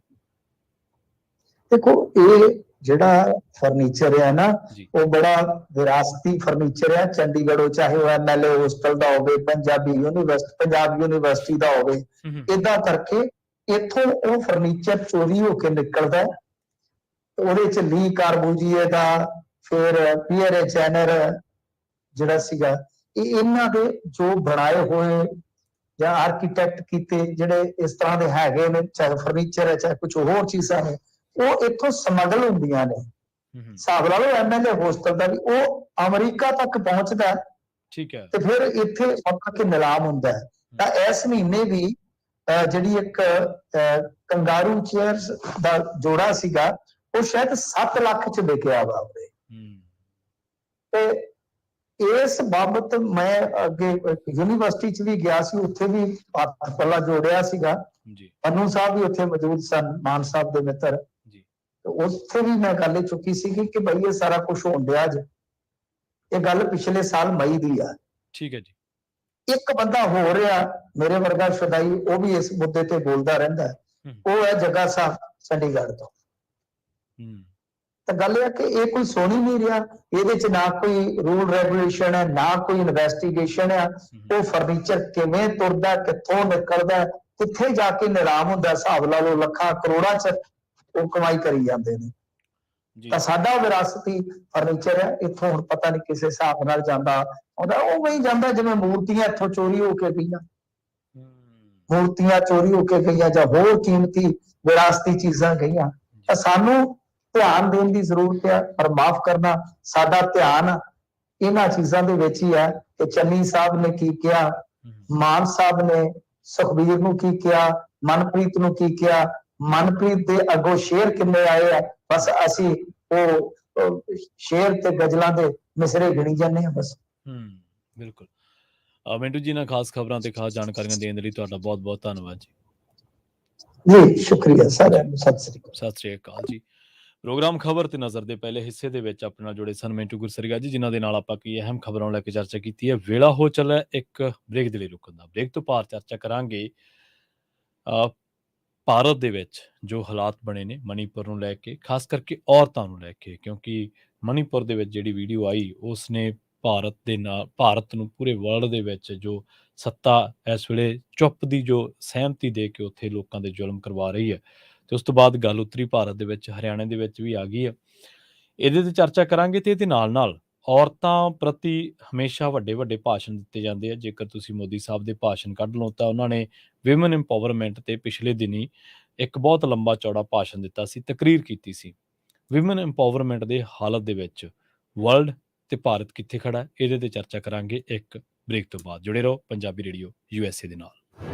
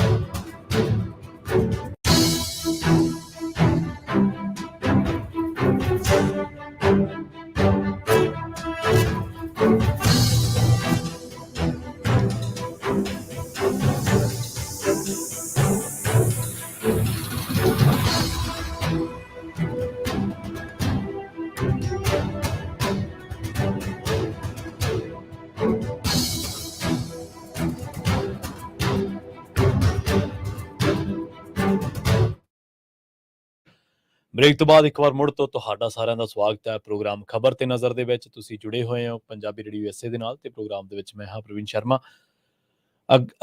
ਅਗਲੀਆਂ ਕੁਝ ਖਾਸ ਖਬਰਾਂ ਦੇ ਵੱਲ ਵੱਧਦੇ ਹਾਂ ਤੇ ਆਪਾਂ ਗੱਲ ਛੇੜੀ ਸੀ ਮਣੀਪੁਰ ਦੀ। ਮਣੀਪੁਰ ਦੇ ਵਿੱਚ ਅਸਲ ਦੇ ਵਿੱਚ ਜੋ ਦੋ ਔਰਤਾਂ ਨੂੰ ਨੰਗਿਆਂ ਕਰਕੇ ਘੁਮਾਇਆ ਗਿਆ ਤੇ ਉਹਨਾਂ ਦੇ ਨਾਲ ਬਦਸਲੂਕੀ ਦੇ ਨਾਲ ਜਿਹੜੀ ਵੀਡੀਓ ਵਾਇਰਲ ਹੋਈ ਹੈ, ਉਹਨੇ ਦੇਸ਼ ਦੇ ਨਾਲ ਨਾਲ ਵਰਲਡ ਦੇ ਵਿੱਚ ਲੋਕਾਂ ਨੂੰ ਬੁਰੀ ਤਰ੍ਹਾਂ ਦੇ ਨਾਲ ਝੰਜੋੜਿਆ ਤੇ ਲੋਕ ਹੁਣ ਕੇਂਦਰ ਤੇ ਸੂਬਾ ਸਰਕਾਰਾਂ ਦੀ ਜਵਾਬਦੇਹੀ ਦੀ ਮੰਗ ਕਰ ਰਹੇ ਨੇ ਤੇ ਜਵਾਬਦੇਹੀ ਤੈਅ ਕੌਣ ਕਰੂਗਾ? ਕੇਂਦਰ ਦੇ ਵਿੱਚ ਵੀ ਭਾਜਪਾ ਹੈ ਤੇ ਸੂਬੇ ਦੇ ਵਿੱਚ ਵੀ ਉੱਥੇ ਭਾਜਪਾ। ਅਸਲ ਦੇ ਵਿੱਚ ਸਾਡੇ ਜਿਹੜੇ ਪ੍ਰਧਾਨ ਮੰਤਰੀ ਸਾਹਿਬ ਆ ਉਹਨਾਂ ਨੇ ਪਿਛਲੇ ਦਿਨੀ ਇਸ ਘਟਨਾ ਉੱਤੇ ਆਪਣੀ ਟਿੱਪਣੀ ਕੀਤੀ ਔਰ ਬਹੁਤ ਇਹ ਘੱਟ ਗੱਲਬਾਤ ਵਾਪਰਦੀ ਹੈ ਕਿ ਮੋਦੀ ਸਾਹਿਬ ਕਿਸੇ ਮਸਲੇ ਤੇ ਟਿੱਪਣੀ ਕਰਨ, ਕਿਉਂਕਿ ਪਹਿਲਵਾਨਾਂ ਦੇ ਮਾਮਲੇ ਦੇ ਵਿੱਚ ਉਹਨਾਂ ਨੇ ਕਦੇ ਟਿੱਪਣੀ ਨਹੀਂ ਕੀਤੀ। 3 ਮਈ ਦੀ ਗੱਲ ਹੈ ਜਦੋਂ ਤੋਂ ਮਕਾਨਾਂ, ਦੁਕਾਨਾਂ, ਵਾਹਨਾਂ ਨੂੰ ਲੁੱਟਣ ਦੀ, ਅੱਗ ਲਾਉਣ ਦੀ, ਕੁੱਟਮਾਰ ਕਰਨ ਦੀ, ਹਥਿਆਰ ਲੁੱਟਣ ਦੀ ਜਿਹੜੀਆਂ ਘਟਨਾਵਾਂ ਨੇ ਇਹ ਸ਼ੁਰੂ ਹੋਈਆਂ ਨੇ।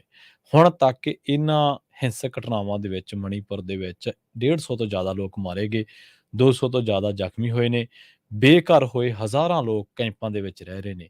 ਘਰ, ਦੁਕਾਨਾਂ, ਹੋਰ ਧਾਰਮਿਕ ਸਥਾਨ ਸਾੜੇ ਜਾ ਚੁੱਕੇ ਨੇ। ਡਰ, ਸਹਿਮ, ਦੁੱਖ, ਸ਼ੱਕ ਤੇ ਵੀਰਾਨੀ ਦਾ ਬੀਆਬਾਨ ਇਸ ਵੇਲੇ ਸੂਬਾ ਮਣੀਪੁਰ ਬਣ ਚੁੱਕਿਆ। ਔਰਤਾਂ ਦੀ ਗੱਲ ਛਿੜੀ ਹੈ ਤੇ ਕਿਉਂ ਨਾ ਔਰਤਾਂ ਦੀ ਗੱਲ ਕਰਦੇ ਚੱਲੀਏ। ਅਸਲ ਦੇ ਵਿੱਚ ਸਾਡੇ ਸਿਸਟਮ ਦੇ ਵਿੱਚ ਬਹੁਤ ਸਾਰੀਆਂ ਔਰਤਾਂ ਜਿਨ੍ਹਾਂ ਨੇ ਸਮੇਂ-ਸਮੇਂ ਤੇ ਆਵਾਜ਼ ਬੁਲੰਦ ਕੀਤੀ, ਜਿਨ੍ਹਾਂ ਨੇ ਸਮੇਂ-ਸਮੇਂ ਤੇ ਆਪਣੇ ਲੋਕਾਂ ਦੇ ਹੱਕ-ਹਕੂਕਾਂ ਲਈ ਲੜੀਆਂ ਜਿਹੜੀਆਂ, ਪਰ ਉਹਨਾਂ ਨੂੰ ਸਿਸਟਮ ਨੇ ਹੀ ਜਿਹੜਾ ਉਹ ਦਬਾ ਕੇ ਰੱਖਿਆ। ਗੌਰੀ ਲੰਕੇਸ਼ ਤੁਹਾਨੂੰ ਯਾਦ ਹੋਣਾ। ਗੌਰੀ ਲੰਕੇਸ਼ ਕੌਣ ਸੀ? ਗੌਰੀ ਲੰਕੇਸ਼ ਇੱਕ ਪੱਤਰਕਾਰ ਸੀ ਜਿਹੜੀ ਕਿ ਸੱਜੇ ਪੱਖੀ ਕੱਟੜਪੰਥੀ ਤਾਕਤਾਂ ਦੇ ਵਿਰੁੱਧ ਲਿਖਦੀ ਸੀ। ਭਾਰਤ ਦੇ ਵਿੱਚ ਸੱਜੇ ਪੱਖੀ ਕੱਟੜਪੰਥੀ ਤਾਕਤਾਂ ਕਿਹੜੀਆਂ ਨੇ, ਇਹ ਦੱਸਣ ਦੀ ਲੋੜ ਨਹੀਂ ਹੈ। ਤੇ ਪਿਛਲੇ ਦਿਨਾਂ ਦੇ ਵਿੱਚ ਆਪਾਂ ਇੱਕ ਖਬਰ ਸਾਂਝੀ ਕੀਤੀ ਸੀ ਜਿਹਦੇ ਵਿੱਚ ਸਨਮਾਨ ਮੋੜਨ ਦੀ ਗੱਲ ਕਹੀ ਗਈ ਸੀ।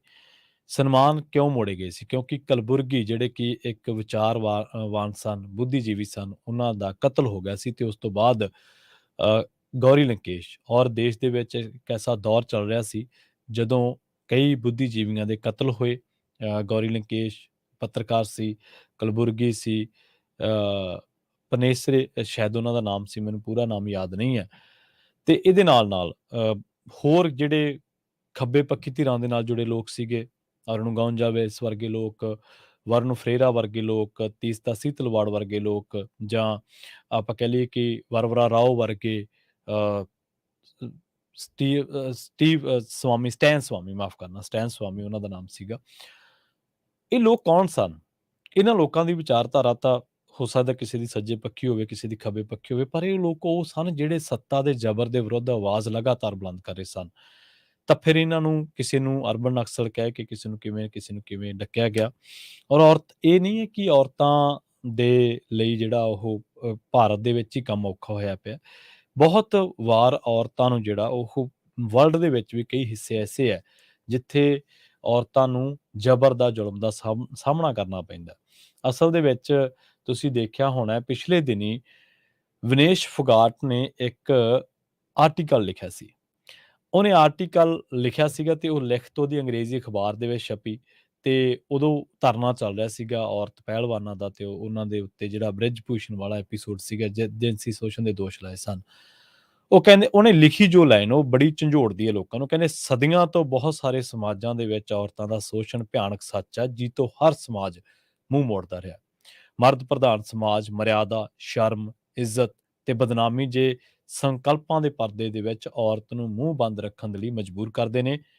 ਵਿਨੇਸ਼ ਲਿਖਦੀ ਹੈ ਕਿ ਹੋਰ ਕਈ ਕੁੜੀਆਂ ਵਾਂਗ ਮੈਨੂੰ ਸਾਲਾਂ ਦੇ ਸਾਲ ਚੁੱਪ-ਚਾਪ ਇਸ ਬੰਦੇ ਮਤਲਬ ਬ੍ਰਿਜ ਭੂਸ਼ਣ ਸ਼ਰਨ ਸਿੰਘ ਕਰਕੇ ਦੁੱਖ ਸਹਿਣਾ ਪੈਂਦਾ, ਪਰ ਮੇਰੇ ਕੋਲੇ ਹੋਰ ਕੋਈ ਵਿਕਲਪ ਨਹੀਂ ਸੀ।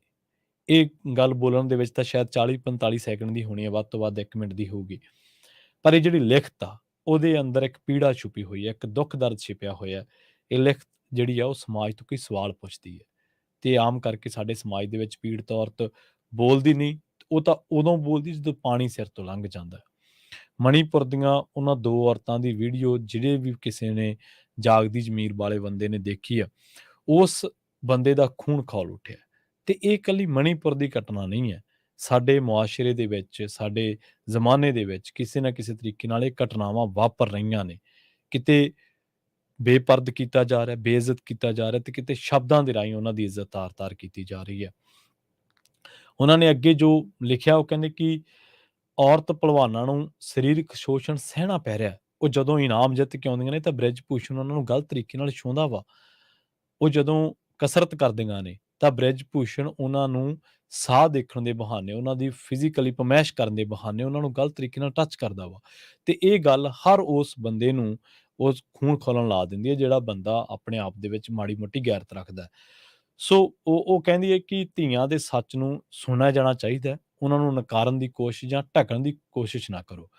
ਤੇ ਨਾਲ ਹੀ ਉਹਨਾਂ ਨੇ ਇਹ ਵੀ ਕਿਹਾ ਕਿ ਜਦੋਂ ਉਹਨਾਂ ਨੇ ਸਰੀਰਕ ਸ਼ੋਸ਼ਣ ਦਾ ਸ਼ਿਕਾਰ ਹੋਈਆਂ ਕੁੜੀਆਂ ਨੇ ਮੈਨੂੰ ਕਹਿੰਦੇ ਕਹਾਣੀਆਂ ਦੱਸੀਆਂ ਤਾਂ ਮੈਂ ਉਹਨਾਂ ਤੋਂ ਸੁਣਿਆ ਨਹੀਂ ਗਿਆ ਮੈਥੋਂ। ਸੋ ਵਿਨੇਸ਼ ਦੀ ਜਿਹੜੀ ਇਹ ਲਿਖਤ ਆ, ਇਹ ਉਹਨਾਂ ਦੁੱਖਾਂ ਦੀ ਕਹਾਣੀ ਹੈ ਜਿਹੜੀ ਉਹਨੇ ਆਪਣੇ ਸਰੀਰ ਤੇ ਸਹੇ ਤੇ ਵੱਡਾ ਜਿਗਰਾ ਕਰਕੇ ਕਾਗਜ਼ ਤੇ ਲਿਖ ਦਿੱਤਾ। ਪਰ ਅਸਲ ਦੇ ਵਿੱਚ ਤਾਂ ਸਾਨੂੰ ਇਹ ਚੀਜ਼ਾਂ ਬਹੁਤ ਵਾਰ ਅਸੀਂ ਸੱਤਾ ਦੇ ਨਸ਼ੇ ਹੇਠ, ਸੱਤਾ ਦੀ ਤਾਕਤ ਹੇਠ ਦਬ ਜਾਂਦੇ ਇਹਨਾਂ ਚੀਜ਼ਾਂ ਦੇ ਗੱਲ ਕਰਨੋਂ। ਐਡਮੰਡ ਬਰਕ ਤੇ ਥਾਮਸ ਕਾਰਲਾਈਨ, ਇਹਨਾਂ ਨੇ ਮੀਡੀਆ ਨੂੰ, ਜਿਹੜਾ ਆਪਾਂ ਗੱਲ ਸੁਣਦੇ ਨਾ ਅੱਜ ਕੱਲ੍ਹ ਕਿ ਚੌਥਾ ਥੰਮ ਹੈ, ਗੌਰੀ ਲੰਕੇਸ਼ ਪੱਤਰਕਾਰ ਸੀ, ਹੋਰ ਬਥੇਰੀਆਂ ਪੱਤਰਕਾਰ ਬੀਬੀਆਂ ਜਿਨ੍ਹਾਂ ਨੂੰ ਇਸ ਜ਼ਮਾਨੇ ਦੇ ਵਿੱਚ ਸਰਕਾਰ ਦੀ ਆਲੋਚਨਾ ਕਰਨ ਕਰਕੇ, ਸਰਕਾਰ ਦਾ ਕ੍ਰਿਟਿਸਿਜ਼ਮ ਕਰਨ ਕਰਕੇ ਉਹਨਾਂ ਨੂੰ ਬੜੇ ਵਾਰ ਬੇਪੱਤ ਹੋਣਾ ਪਿਆ। ਇੱਕ ਮੈਂ ਅਕਸਰ ਹੀ ਜ਼ਿਕਰ ਕਰਦਾ ਹੁੰਦਾ ਤੀਸਤਾ ਸੀਤਲਵਾੜ ਦਾ, ਜਾਂ ਮੈਂ ਜ਼ਿਕਰ ਕਰਦਾ ਹੁੰਦਾ ਜਿਹੜੀ ਬੀਬੀ ਨੇ ਰਾਮ ਤੇਰੀ ਗੰਗਾ ਇੱਕ ਕਵਿਤਾ ਲਿਖੀ ਸੀ, ਗੁਜਰਾਤੀ ਕਵਿਤਰੀ ਸੀ। ਉਹਨੂੰ 28,000 ਮੈਸੇਜ ਮਿਲਿਆ ਸੀਗਾ ਰੇਪ ਦਾ, ਬਲਾਤਕਾਰ ਦਾ, ਕਤਲ ਦਾ, ਜਦੋਂ ਉਹਨੇ ਇਹ ਕਵਿਤਾ ਕਰੋਨਾ ਵਾਇਰਸ ਤੋਂ ਬਾਅਦ ਲਿਖੀ। ਉਹ ਵੀ ਇੱਕ ਬੀਬੀ ਸੀ। ਤੁਹਾਨੂੰ ਯਾਦ ਹੋਣਾ ਪਿਛਲੇ ਦਿਨੀ, ਸ਼ਾਇਦ ਜੇ ਨਾ ਯਾਦ ਹੋਇਆ ਤਾਂ ਮੈਂ ਕਰਵਾ ਦਿੰਦਾ, ਸ਼ਰੀਨ ਅਬੂ ਅਕਲੇ ਇਹ ਕੌਣ ਹੈ? ਇਹ ਅਲ ਜਜ਼ੀਰਾ ਦੀ ਇੱਕ ਪੱਤਰਕਾਰ ਕੁੜੀ ਸੀ, ਔਰ ਬੜੀ ਜੋਸ਼ ਨਾਲ, ਬੜੀ ਐਨਰਜੀ ਦੇ ਨਾਲ ਕੰਮ ਕਰਨ ਵਾਲੀ ਇੱਕ ਕੁੜੀ ਸੀ। ਇਹਦੇ ਨਾਲ ਕੀ ਭਾਣਾ ਵਾਪਰਿਆ? ਇਹਨੂੰ ਇਜ਼ਰਾਈਲੀ ਫੌਜ ਦੇ ਇੱਕ ਨਿਸ਼ਾਨੇਬਾਜ਼ ਨੇ ਆਪਣੀ ਸਨਾਈਪਰ ਰਾਈਫਲ ਦੇ ਨਾਲ ਕਤਲ ਕਰ ਦਿੱਤਾ। ਇਹ 11 ਮਈ ਦੀ ਗੱਲ ਹੈ 2022 ਦੀ, ਜਦੋਂ ਸ਼ਰੀਨ ਅਬੂ ਅਕਲੇ ਦਾ ਇਜ਼ਰਾਈਲ ਦੇ ਵਿੱਚ ਕਤਲ ਹੁੰਦਾ। ਅਸਲ ਦੇ ਵਿੱਚ ਉਹ ਕਿਉਂ ਕਤਲ ਹੋਇਆ? ਉਹ 1971 ਦੇ ਵਿੱਚ ਯਰੂਸ਼ਲਮ ਦੇ ਵਿੱਚ ਹੀ ਜਨਮੀ ਸੀਗੀ, ਈਸਾਈਆਂ ਦੇ ਘਰੇ, ਪਰ ਬਾਅਦ ਦੇ ਵਿੱਚ ਉਹ ਅਮਰੀਕੀ ਸਿਟੀਜ਼ਨ ਬਣੀ। ਰੇਡੀਓ ਚੈਨਲਾਂ ਦੇ ਵਿੱਚ ਉਹਨੇ ਕੰਮ ਕੀਤਾ ਤੇ ਉਸ ਤੋਂ ਬਾਅਦ ਉਹ ਅਲ ਜਜ਼ੀਰਾ ਦੇ ਵਿੱਚ ਜੁੜੀ, ਸ਼ਾਇਦ 97 ਜਾਂ 96 ਦੇ ਵਿੱਚ। ਉਹ ਕਰਦੀ ਕੰਮ ਕੀ ਕਰਦੀ ਸੀ ਜਿਹਦੇ ਕਰਕੇ ਉਹਨੂੰ ਇਜ਼ਰਾਈਲ ਸਨਾਈਪਰ ਨੇ ਆਪਣਾ ਨਿਸ਼ਾਨਾ ਬਣਾਇਆ? ਉਹ ਫਿਲਿਸਤੀਨ ਦੇ ਨਾਲ ਜੁੜੇ ਮਸਲਿਆਂ ਦੀ ਰਿਪੋਰਟਿੰਗ ਕਰਦੀ ਸੀ ਤੇ ਇਜ਼ਰਾਈਲੀ ਫੌਜ ਦੁਆਰਾ ਜਿਹੜੇ ਲੋਕ ਮਾਰੇ ਜਾਂਦੇ ਸੀ ਉਹਨਾਂ ਦੇ ਜਨਾਜ਼ਿਆਂ ਦੇ ਜਾਂਦੀ ਸੀ। ਫਿਲਿਸਤੀਨ ਦੇ ਲੋਕਾਂ ਨੇ ਉਸ ਨੂੰ ਆਪਣੇ ਹੱਕਾਂ ਦੇ ਵਿੱਚ ਆਵਾਜ਼ ਬੁਲੰਦ ਕਰਨ ਕਰਕੇ ਉਹ ਬੜੀ ਹਰਮਨ ਪਿਆਰੀ ਹੋਈ ਤੇ ਉਹਨੇ ਕਈ ਫਿਲਿਸਤੀਨੀਆਂ ਨੂੰ ਪੱਤਰਕਾਰੀ ਦੇ ਪੇਸ਼ੇ ਦੇ ਵਿੱਚ ਆਉਣ ਦੇ ਲਈ ਉਤਸ਼ਾਹਿਤ ਕੀਤਾ। ਪਰ ਉਹਦਾ ਕਤਲ ਹੋ ਗਿਆ। ਹੁਣ ਜਦੋਂ ਕਤਲ ਹੋ ਗਿਆ ਤੇ ਉਸ ਤੋਂ ਬਾਅਦ ਉਹ ਲੋਕ ਵੀ ਮਾਯੂਸ ਹੋਣਗੇ ਕਿ ਉਹਨਾਂ ਦੀ ਜੋ ਆਵਾਜ਼ ਚੁੱਕਦਾ ਸੀ, ਜੋ ਵਰਲਡ ਦੇ ਵਿੱਚ ਗੱਲ ਕਰਦਾ ਸੀ, ਉਹ ਨਹੀਂ ਰਿਹਾ ਇਸ ਜ਼ਮਾਨੇ ਦੇ ਵਿੱਚ। ਤਾਂ ਸ਼ਰੀਨ ਅਬੂ ਅਕਲੇ ਦੇ ਕਤਲ ਤੋਂ ਬਾਅਦ ਪਹਿਲਾਂ ਤਾਂ ਇਜ਼ਰਾਈਲ ਡਿਫੈਂਸ ਫੋਰਸਿਸ ਨੇ ਕਿਹਾ ਕਿ ਉਸ ਨੂੰ ਕਤਲ ਕਰਨ ਦੇ ਵਿੱਚ ਉਹਦਾ ਕੋਈ ਹੱਥ ਨਹੀਂ ਹੈ। ਉਹਨੇ ਝੂਠ ਬੋਲਿਆ ਕਿ ਉਹ ਫਿਲਿਸਤੀਨੀ ਜਿਹੜੇ ਲੜਾਕੇ ਨੇ ਉਹਨਾਂ ਦੀ ਗੋਲੀ ਦਾ ਸ਼ਿਕਾਰ ਹੋਈ ਹੈ। ਨਿਊਯਾਰਕ ਟਾਈਮਜ਼, ਵਾਸ਼ਿੰਗਟਨ ਪੋਸਟ ਤੇ ਯੂਐਨ ਦੇ ਜਿਹੜੇ ਹਿਊਮਨ ਰਾਈਟਸ ਕਮਿਸ਼ਨ ਨੇ, ਉਹਨਾਂ ਨੇ ਇਸ ਕਤਲ ਦੀ ਤਫਤੀਸ਼ ਕੀਤੀ ਤੇ ਸ਼ਰੀਨ ਕਿਉਂਕਿ ਅਮਰੀਕੀ ਨਾਗਰਿਕ ਸੀ ਤੇ ਇਸ ਕਰਕੇ ਦਬਾਅ ਬਣਾਇਆ ਗਿਆ ਕਿ ਅਮਰੀਕਾ ਦਾ ਵਿਦੇਸ਼ ਵਿਭਾਗ ਵੀ ਇਹਦੀ ਤਫਤੀਸ਼ ਕਰੇ। ਇਜ਼ਰਾਈਲ ਨੇ ਹਰ ਤਰ੍ਹਾਂ ਦੀ ਤਫਤੀਸ਼ ਦੇ ਵਿੱਚ ਸਹਿਯੋਗ ਦੇਣ ਤੋਂ ਇਨਕਾਰ ਕੀਤਾ, ਪਰ ਦਬਾਅ ਵਧਣ ਕਰਕੇ 5 ਦਸੰਬਰ 2022 ਨੂੰ ਉਹਨੇ ਮੰਨਿਆ ਬੜੀ ਔਖ ਦੇ ਨਾਲ ਕਿ ਸ਼ਰੀਨ ਦੇ ਇਜ਼ਰਾਈਲ ਡਿਫੈਂਸ ਫੋਰਸਿਸ ਦੇ ਨਿਸ਼ਾਨੇਬਾਜ਼ਾਂ ਦੀ ਗੋਲੀ ਦਾ ਸ਼ਿਕਾਰ ਹੋਣ ਦੀ ਸੰਭਾਵਨਾ ਤੋਂ ਇਨਕਾਰ ਨਹੀਂ ਕੀਤਾ ਜਾ ਸਕਦਾ। 12 ਮਈ 2023 ਨੂੰ ਇਜ਼ਰਾਈਲ ਡਿਫੈਂਸ ਫੋਰਸਿਸ ਨੇ ਸਵੀਕਾਰ ਕੀਤਾ ਕਿ ਉਹ ਸ਼ਰੀਨ ਦੇ ਕਤਲ ਦੇ ਲਈ ਜ਼ਿੰਮੇਵਾਰ ਨੇ ਤੇ ਇਸ ਤੇ ਅਫਸੋਸ ਹੈ।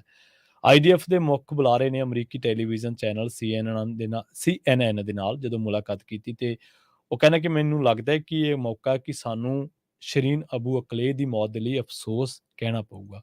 ਮੈਂ ਸ਼ਰੀਨ ਦੀ ਗੱਲ ਕਿਉਂ ਕਰ ਰਿਹਾ? ਕਿਉਂਕਿ ਆਪਾਂ ਉਹਨਾਂ ਹਰ ਉਸ ਇਨਸਾਨ ਦੀ ਗੱਲ ਕਰਦੇ ਹਾਂ ਜਿਹੜਾ ਇਨਸਾਨ ਇਸ ਦੁਨੀਆ ਦੇ ਵਿੱਚ, ਇਸ ਮਾਸ਼ਰੇ ਦੇ ਵਿੱਚ ਹੱਕ ਦੀ ਗੱਲ ਕਰਦਾ, ਜ਼ੁਲਮ ਦੇ ਵਿਰੁੱਧ ਖੜਦਾ, ਜ਼ਬਰ ਦਾ ਵਿਰੋਧ ਕਰਦਾ, ਮਜ਼ਲੂਮ ਦੇ ਨਾਲ ਖੜਦਾ, ਉਹਨਾਂ ਦੀ ਗੱਲ ਕਰ ਰਹੇ ਹਾਂ। ਤੇ ਇਸੇ ਕਰਕੇ ਸ਼ਰੀਨ ਅਬੂ ਅਕਲੇ ਤੇ ਗੌਰੀ ਲੰਕੇਸ਼ ਕੋਈ ਦੋਨੇ ਵੱਖਰੀਆਂ ਨਹੀਂ। ਤੇ ਇਹਦੇ ਨਾਲ ਜੇਸੀ ਵਿਨੇਸ਼ ਫੋਗਾਟ ਤੇ ਉਹ ਜਿਹੜੀਆਂ ਨਿਰਵਸਤਰ ਕੀਤੀਆਂ ਬੀਬੀਆਂ ਨੇ, ਉਹਨਾਂ ਦੀ ਜੇ ਗੱਲ ਕਰੀਏ ਤਾਂ ਉਹ ਵੀ ਇਹਨਾਂ ਦੇ ਨਾਲੋਂ ਕੁਝ ਜੁਦਾ ਨਹੀਂ। ਤੇ ਹੁਣ ਉਸ ਤੋਂ ਬਾਅਦ ਕੀ ਹੋਇਆ ਕਿ ਇਜ਼ਰਾਈਲ ਹੈ, ਅਮਰੀਕਾ ਦੀ ਉਹ ਨਾਗਰਿਕ ਸੀ, ਅਮਰੀਕਾ ਨੇ ਦਬਾਅ ਪਾਇਆ ਤੇ ਪਤਾ ਲੱਗਿਆ ਕਿ ਉਹਨੂੰ ਮੰਨਿਆ ਕਿ ਵਾਕਈ ਇਜ਼ਰਾਈਲ ਡਿਫੈਂਸ ਫੋਰਸਿਸ ਨੇ ਸਵੀਕਾਰ ਕੀਤਾ ਕਿ ਉਹ ਕਤਲ ਦੇ ਲਈ ਜ਼ਿੰਮੇਵਾਰ ਨੇ। ਇਜ਼ਰਾਈਲ ਕਿਹੜੇ ਪਾਸੇ ਜਾ ਰਿਹਾ? ਇਜ਼ਰਾਈਲ ਨੇ ਜੁਡੀਸ਼ਰੀ ਦੇ ਵਿੱਚ ਰਿਫਾਰਮ ਕੀਤੇ ਨੇ ਜਿਨ੍ਹਾਂ ਦਾ ਮੁਲਕ ਦੇ ਵਿੱਚ ਵੱਡੇ ਪੱਧਰ ਤੇ ਵਿਰੋਧ ਹੋ ਰਿਹਾ। ਬੈਂਜਾਮਿਨ ਨੇਤਨਯਾਹੂ ਉੱਥੇ ਸ਼ਕਤੀਆਂ ਦਾ, ਪਾਵਰਾਂ ਦਾ ਇੱਕ ਕੇਂਦਰੀਕਰਨ ਕਰ ਚੁੱਕਿਆ ਤੇ ਉਹ ਧੁਰਾ ਬਣ ਚੁੱਕਿਆ ਜਿੱਥੋਂ ਪਾਵਰਾਂ ਡਿਲੀਵਰ ਹੁੰਦੀਆਂ ਨੇ, ਜਿੱਥੇ ਪਾਵਰਾਂ ਲੋਕਾਂ ਦੇ ਉੱਤੇ ਥੋਪੀਆਂ ਜਾਂਦੀਆਂ ਨੇ। ਤੇ ਇਹ ਚੀਜ਼ ਇਕੱਲੀ ਇਜ਼ਰਾਈਲ ਦੀ ਕਹਾਣੀ ਨਹੀਂ ਹੈ। ਉੱਥੇ ਵੀ ਡੈਮੋਕ੍ਰੇਸੀ ਹੈ, ਉੱਥੇ ਵੀ ਲੋਕ ਇਸੇ ਤਰ੍ਹਾਂ ਚੁਣਦੇ ਨੇ ਲੀਡਰਾਂ ਨੂੰ, ਸਾਰਾ ਕੁਛ ਹੈ, ਪਰ ਉੱਥੇ ਸੱਤਾ ਬੜੀ ਸਥਿਰ ਰਹੀ ਔਰ ਇਸੇ ਸਥਿਰਤਾ ਦੇ ਵਿੱਚ ਬੈਂਜਾਮਿਨ ਨੇਤਨਯਾਹੂ ਜਿਹੜੇ ਨੇ ਉਹ ਬਰਕਰਾਰ ਨੇ ਲਗਾਤਾਰ। ਔਰ ਸੱਤਾ ਦੇ ਉੱਤੇ ਕਿਸ ਤਰੀਕੇ ਨਾਲ ਬਰਕਰਾਰ ਨੇ ਇਹ ਉਹ ਜਾਣਦੇ ਨੇ ਜਾਂ ਉਹਨਾਂ ਦੇ ਉੱਤੇ ਇਨਵੈਸਟੀਗੇਟਿਵ ਜਰਨਲਿਜ਼ਮ ਕਰਨ ਵਾਲੇ ਲੋਕ ਜਾਣਦੇ ਨੇ। ਖੈਰ, ਤਾਂ ਇਹ ਜਦੋਂ ਬੰਦੇ ਕੁਛ ਸੱਤਾ ਦੇ ਧੁਰੇ ਦੇ ਵਿੱਚ ਆ ਜਾਂਦੇ ਨੇ ਔਰ ਸ਼ਕਤੀਆਂ ਉਹਨਾਂ ਦੇ ਆਲੇ ਦੁਆਲੇ ਸੀਮਿਤ ਹੋ ਕੇ ਰਹਿ ਜਾਂਦੀਆਂ ਤਾਂ ਇਹ ਲੋਕਾਂ ਦੇ ਲਈ ਬੜਾ ਖਤਰਨਾਕ ਵਰਤਾਰਾ ਹੈ। ਸ਼ਕਤੀਆਂ ਕਿਸੇ ਵੀ ਡੈਮੋਕ੍ਰੈਟਿਕ ਸਿਸਟਮ ਦੇ ਵਿੱਚ ਇੱਕ ਬੰਦੇ ਦੇ ਹੱਥ ਨਹੀਂ ਹੋਣੀਆਂ ਚਾਹੀਦੀਆਂ। ਇਸੇ ਕਰਕੇ ਬਹੁਤ ਸਾਰੇ ਲੋਕ ਸ਼ੀ ਜਿਨਪਿੰਗ, ਵਲਾਦੀਮੀਰ ਪੁਤਿਨ, ਬੇਸ਼ੱਕ ਤੁਸੀਂ ਕੁਝ ਲੋਕ, ਮੈਨੂੰ ਪਤਾ ਵਲਾਦੀਮੀਰ ਪੁਤਿਨ ਦੇ ਨਾਲ ਹੋਣਗੇ, ਕੁਝ ਲੋਕ ਟਰੰਪ ਦੇ ਸਮਰਥਕ ਵੀ ਹੋਣਗੇ। Trump, Vladimir Putin, Xi Jinping, Narendra Modi Benjamin Netanyahu ਤੇ ਮੈਂ ਅਕਸਰ ਹੀ ਤੁਰਕੀ ਦੇ ਉਸ ਰਾਸ਼ਟਰਪਤੀ ਦਾ ਸ਼ਾਇਦ ਐਰਡੋਗਨ ਉਹਨਾਂ ਦਾ ਨਾਮ ਹੈ। ਇਹ ਉਹ ਲੋਕ ਨੇ ਜਿਹੜੇ ਸ਼ਕਤੀਆਂ ਨੂੰ ਆਪਣੇ ਆਲੇ ਦੁਆਲੇ ਤੇ ਆਪਣੇ ਕੋਲੇ ਰੱਖਣ ਦੇ ਸੁਭਾਅ ਦੇ ਆਦੀ ਨੇ। ਪਰ ਇਹਨਾਂ ਨੂੰ ਜਾਂ ਤਾਂ ਜਾਣ-ਬੁੱਝ ਕੇ ਜਾਂ ਜਾਣੇ ਦੇ ਵਿੱਚ ਗਾਹੇ ਬਗਾਹੇ ਇਹ ਸਾਰੇ ਗਲਤ ਕਰ ਰਹੇ ਨੇ, ਭਾਵੇਂ ਇਹਨਾਂ ਨੂੰ ਠੀਕ ਲੱਗਦਾ ਹੋਵੇ, ਭਾਵੇਂ ਇਹਨਾਂ ਦੀ ਆਈਡੀਓਲੋਜੀ ਨੂੰ ਠੀਕ ਲੱਗਦਾ ਹੋਵੇ। ਪਰ ਜੇ ਆਪਾਂ ਕਹੀਏ ਕਿ ਇੱਕ ਸਕੂਲ ਹੈ, ਕਿਸੇ ਵੀ ਤੁਸੀਂ ਅਦਾਰੇ ਨੂੰ ਲੈ ਲਓ, ਤੇ ਜੇ ਇੱਕ ਬੰਦਾ ਹੀ ਕਵੇ ਕਿ ਮੈਂ ਹੀ ਜੇ ਕਹੂੰਗਾ ਗੇਟ ਖੁੱਲੂਗਾ, ਮੈਂ ਹੀ ਜੇ ਕਹੂੰਗਾ ਕਲਾਸ ਲੱਗੂਗੀ, ਮੈਂ ਹੀ ਜੇ ਕਹੂੰਗਾ ਛੁੱਟੀ ਹੋਊਗੀ, ਮੈਂ ਹੀ ਜੇ ਕਹੂੰਗਾ ਛੁੱਟੀ ਨਹੀਂ ਹੋਊਗੀ, ਮੈਂ ਹੀ ਕਹੂੰਗਾ ਤਾਂ ਜਵਾਕ ਧੁੱਪੇ ਖੜਨਗੇ, ਮੈਂ ਹੀ ਕਹੂੰਗਾ ਜਵਾਕ ਬੈਂਚਾਂ ਤੇ ਬਹਿਣਗੇ, ਕੀ ਇਹ ਪੋਸੀਬਲ ਹੈ? ਨਹੀਂ। ਇੱਕ ਸਿਸਟਮ ਦੇ ਵਿੱਚ ਹਰ ਤਰ੍ਹਾਂ ਦੀਆਂ ਪਾਵਰਾਂ ਜਿਹੜੀਆਂ ਨੇ ਉਹ ਡਿਵਾਈਡ ਕੀਤੀਆਂ ਜਾਂਦੀਆਂ ਨੇ। ਇੱਕ ਸਿਸਟਮ ਦੇ ਵਿੱਚ ਪੀਐਨ ਦੇ ਕੋਲੇ ਆਪਣਾ ਕੰਮ ਹੈ, ਵੈਨ ਡਰਾਈਵਰ ਦੇ ਕੋਲੇ ਆਪਣਾ ਕੰਮ ਹੈ, ਪ੍ਰਿੰਸੀਪਲ ਕੋਲੇ ਮੈਨੇਜਮੈਂਟ ਹੈ, ਅਧਿਆਪਕ ਕੋਲੇ ਪੜ੍ਹਾਉਣ ਦਾ ਕਿੱਤਾ ਹੈ, ਸਫਾਈ ਕਰਮਚਾਰੀ ਆਪਣਾ ਕੰਮ ਕਰਦੇ ਨੇ, ਕੰਪਿਊਟਰ ਲੈਬ ਵਾਲੇ ਆਪਣਾ ਕੰਮ ਕਰਦੇ ਨੇ, ਸਾਇੰਸ ਲੈਬ ਵਾਲੇ ਆਪਣਾ ਕੰਮ ਕਰਦੇ ਨੇ। ਹਰ ਇੱਕ ਦੀ ਡਿਊਟੀ ਹੈ, ਤੇ ਜਿਹਦੇ ਕੋਲੇ ਡਿਊਟੀ ਹੈ ਉਹਦੇ ਕੋਲੇ ਓਨਾ ਕੁ ਅਖਤਿਆਰਾਤ ਵੀ ਹੈ। ਜੇ ਕੋਈ ਵੈਨ ਡਰਾਈਵਰ ਹੈ ਤੇ ਉਹਦੇ ਕੋਲ ਇੰਨਾ ਕੁ ਅਖਤਿਆਰ ਜ਼ਰੂਰ ਹੈ ਕਿ ਉਹ ਬੱਚਿਆਂ ਨੂੰ ਕਹਿ ਸਕੇ ਕਿ ਭਾਈ ਜਦੋਂ ਤੁਸੀਂ ਚੜ੍ਹਦੇ ਹੋ ਜਾਂ ਉਤਰਦੇ ਹੋ ਤੁਸੀਂ ਇਹਤਿਆਤ ਦੇ ਨਾਲ ਚੜ੍ਹੋ, ਸੁਰੱਖਿਆ ਦੇ ਨਾਲ ਚੜ੍ਹੋ ਉਤਰੋ। ਜੇ ਕੋਈ ਸਾਇੰਸ ਲੈਬ ਦੇ ਵਿੱਚ ਚਲਾ ਰਿਹਾ ਕੋਈ ਟੀਚਰ, ਕੋਈ ਕੰਪਿਊਟਰ ਲੈਬ ਦੇ ਵਿੱਚ, ਤਾਂ ਉਹਦੇ ਕੋਲੇ ਅਖਤਿਆਰ ਹੈ ਕਿ ਉਹ ਬੱਚਿਆਂ ਨੂੰ ਕਵੇ ਕਿ ਸ਼ੂਜ਼ ਰਿਮੂਵ ਕਰਕੇ ਜਾਂ ਸ਼ੂਜ਼ ਪਾ ਕੇ ਜਾਂ ਸਫਾਈ ਦੇ ਨਾਲ, ਜਾਂ ਤੁਸੀਂ ਆ ਜਿਹੜਾ ਮਾਊਸ ਹੈ ਜਾਂ ਕੀਬੋਰਡ ਹੈ ਇਹਨੂੰ ਇਸ ਤਰ੍ਹਾਂ ਚਲਾਉਣਾ, ਤਾਂ ਉਹਦੇ ਕੋਲ ਅਖਤਿਆਰ ਹੈ। ਇਸ ਤਰ੍ਹਾਂ ਪਾਵਰਾਂ ਇੱਕ ਬੰਦੇ ਕੋਲੇ ਥੋੜ੍ਹਾ ਹੈ। ਜਿਹੜੀ ਟੌਪ ਪਾਵਰ ਆ ਉਹਦੇ ਕੋਲੇ ਸਾਰੀਆਂ ਪਾਵਰਾਂ ਤੋਂ ਅਕਾਊਂਟੇਬਿਲਟੀ ਦਾ ਜਿਹੜਾ ਕਿਰਦਾਰ ਆ ਉਹ ਅਕਾਊਂਟੇਬਲ ਕਰ ਸਕਦਾ ਦੂਜਿਆਂ ਨੂੰ। ਪਰ ਉਹ ਇਹ ਆਪ ਜਾ ਕੇ ਨਹੀਂ ਕਹਿ ਸਕਦਾ ਕਿ ਜਵਾਕਾਂ ਨੂੰ ਵੀ ਚੜਾਉਂਦਾ ਫਿਰੇ, ਸਾਇੰਸ ਲੈਬ ਦੇ ਵਿੱਚ ਵੀ ਹੋਵੇ ਤੇ ਉਹ ਕੰਪਿਊਟਰ ਲੈਬ ਦੇ ਵਿੱਚ ਵੀ ਹੋਵੇ। ਇਸ ਤਰ੍ਹਾਂ ਨਹੀਂ ਹੁੰਦਾ। ਸੋ ਪਰ ਮਣੀਪੁਰ ਦੇ ਹਵਾਲੇ ਦੇ ਨਾਲ ਆਪਾਂ ਗੱਲਾਂ ਕਰਦੇ ਕਰਦੇ ਵਰਲਡ ਦੀ ਗੱਲ ਕੀਤੀ, ਤੇ ਵਰਲਡ ਦੇ ਵਿੱਚ ਭਾਰਤ ਦੀ ਗੱਲ ਤੋਂ ਸ਼ੁਰੂਆਤ ਕੀਤੀ ਸੀ ਆਪਾਂ। ਤਾਂ ਇਹ ਜਿਹੜੀਆਂ ਚੀਜ਼ਾਂ ਨੇ, ਇਹ ਜਿਹੜੇ ਵਰਤਾਰੇ ਨੇ, ਇਹ ਸਾਡੇ ਸਮਾਜ ਦੇ ਲਈ ਬੜੇ ਘਾਤਕ ਨੇ। ਇੱਕ ਪਾਸੇ ਭਾਰਤ ਦੇ ਵਿੱਚ ਔਰਤ ਭਲਵਾਨਾਂ ਨੇ ਸੰਘਰਸ਼ ਕੀਤਾ, ਔਰ ਕਈ ਬੜੇ ਮੈਂ ਵੇਖਿਆ ਕਈ ਦਿਮਾਗੋਂ ਪੈਦਲ ਕਹਿ ਲਓ ਜਾਂ ਕੁਛ ਤੰਗ ਜਿਹੜੇ ਬੁੱਧੀ ਦੇ ਲੋਕ ਨੇ, ਉਹ ਕਹਿੰਦੇ ਨੇ ਕਿ ਜੇ ਇਹ ਪਹਿਲਾਂ ਹੋ ਰਿਹਾ ਸੀ ਤੇ ਉਹ ਪਹਿਲਾਂ ਕਿਉਂ ਨਹੀਂ ਬੋਲੇ, ਤੇ ਇਹਨਾਂ ਕੋਲੇ ਕੀ ਸਬੂਤ ਹੈ? ਭਲੇ ਮਾਨਸੋ, ਕਿਤੇ ਜ਼ਬਰ, ਫਿਜ਼ੀਕਲੀ ਜ਼ਬਰ ਦੇ ਵੀ ਕਿਤੇ ਸਬੂਤ ਹੁੰਦੇ ਨੇ ਬੰਦੇ ਕੋਲੇ। ਰੱਬ ਨਾ ਕਰੇ ਤੁਹਾਡੇ ਆਲੇ ਦੁਆਲੇ ਇਹ ਚੀਜ਼ਾਂ ਵਾਪਰ ਜਾਣ ਕਿ ਤੁਸੀਂ ਸਬੂਤ ਇਕੱਠੇ ਕਰੋਗੇ ਕਿ ਆਪਣੇ ਨਾਲ ਹੋਈ ਵਧੀਕੀ ਦੇ ਵਿਰੁੱਧ ਆਵਾਜ਼ ਬੁਲੰਦ ਕਰੋਗੇ। ਕਿਸੇ ਕੋਲੇ ਕੋਈ ਕਸਰਤ ਕਰ ਰਹੀ ਹੈ ਬੱਚੀ, ਉਹਦੇ ਕੋਲੇ ਕੈਮਰਾ ਥੋੜ੍ਹਾ ਹੋਊਗਾ ਉਸ ਟਾਈਮ। ਕੋਈ ਬੱਚੀ ਇਨਾਮ ਜਿੱਤ ਕੇ ਆਈ ਆ, ਹੋਟਲ ਦੇ ਵਿੱਚ ਰੁਕੀ ਹੈ, ਉਹਨੂੰ ਆਵਾਜ਼ ਮਾਰ ਲੇਗੀ, ਉਹ ਕੈਮਰਾ ਨਾਲ ਥੋੜ੍ਹਾ ਚੱਕੂਗੀ ਆਪਣੇ। ਸੋ ਇਹ ਚੀਜ਼ਾਂ ਕਈ ਲੌਜੀਕਲੀ ਸੋਚਣੀਆਂ ਪੈਂਦੀਆਂ। ਹਰ ਚੀਜ਼ ਤੁਹਾਨੂੰ ਟੇਬਲ ਤੇ ਪਰੋਸੀ ਨਹੀਂ ਮਿਲੂਗੀ। ਹਰ ਚੀਜ਼ ਤੁਹਾਨੂੰ ਇਸ ਤਰ੍ਹਾਂ ਨਹੀਂ ਮਿਲੂਗੀ ਕਿ ਤੁਸੀਂ ਜੋ ਚਾਹੋ ਉਹਦੇ ਬਾਰੇ ਪੜ੍ਹੋ ਲਿਖੋ। ਕੁਛ ਤੁਹਾਨੂੰ ਆਪ ਸੋਚਣਾ ਪੈਂਦਾ, ਕੁਛ ਤੁਹਾਨੂੰ ਆਪ ਕਰਨਾ ਪੈਂਦਾ।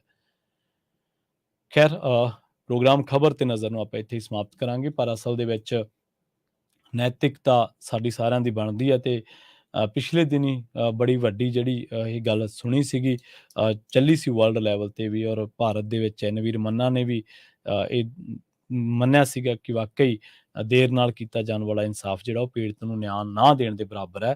ਤੇ ਜਿੱਥੋਂ ਤੱਕ ਗੱਲ ਹੈ, ਆਪਾਂ ਮਣੀਪੁਰ ਦੀ ਸ਼ੋਹੀ ਸੀ ਉੱਥੋਂ ਸ਼ੁਰੂਆਤ ਕੀਤੀ ਸੀ, ਤੇ ਮਣੀਪੁਰ ਦੇ ਵਿੱਚ ਤਾਂ ਇੱਥੋਂ ਤੱਕ ਜਿਹੜਾ ਇਸ ਵੇਲੇ ਮੁਆਸ਼ਰਾ ਜਿਹੜਾ ਤੰਗ ਹੋਇਆ ਪਿਆ, ਜ਼ਮਾਨਾ ਤੰਗ ਹੋਇਆ ਪਿਆ ਕਿ ਇੱਕ ਕੁੱਕੀ ਭਾਈਚਾਰੇ ਦੀ ਬੀਬੀ ਨੇ ਮੈਤੇਈ ਭਾਈਚਾਰੇ ਦੇ ਬੰਦੇ ਦੇ ਨਾਲ ਵਿਆਹ ਕੀਤਾ। ਉਹਨਾਂ ਦੇ ਬੱਚੇ ਨੂੰ ਰਾਹਤ ਕੈਂਪ ਦੇ ਵਿੱਚ ਗੋਲੀ ਲੱਗ ਗਈ। ਜਦੋਂ ਗੋਲੀ ਲੱਗ ਗਈ ਤੇ ਉੱਥੇ ਬਹੁਤ ਲੋਕ ਮਨੁੱਖਤਾਵਾਦੀ ਪਹਿਲ ਸੋਚਦੇ ਹੁੰਦੇ ਆ।